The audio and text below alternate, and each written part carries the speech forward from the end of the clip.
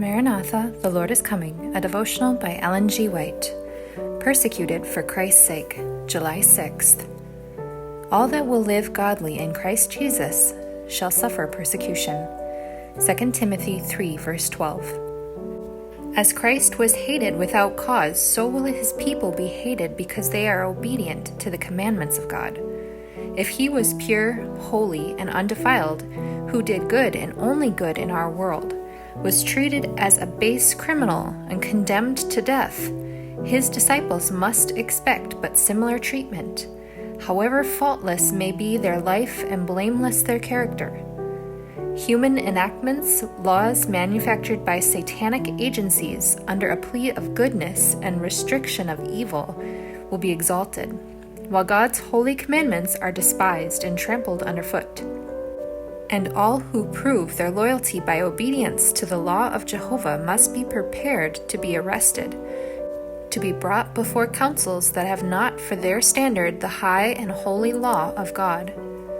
Those who live during the last days of this earth's history will know what it means to be persecuted for the truth's sake. In the courts, injustice will prevail. The judges will refuse to listen to the reasons of those who are loyal to the commandments of God, because they know that arguments in favor of the fourth commandment are unanswerable. They will say, "We have a law, and by our law he ought to die." God's law is nothing to them. Our law with them is supreme.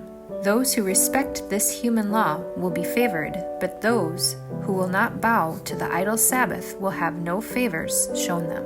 In summer there is no noticeable difference between evergreens and other trees, but when the blasts of winter come, the evergreens remain unchanged, while other trees are stripped of their foliage.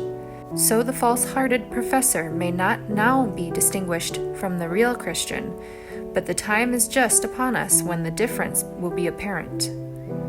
Let opposition arise, let bigotry and intolerance again bear sway. Let persecution be kindled, and the half-hearted and hypocritical will waver and yield the faith.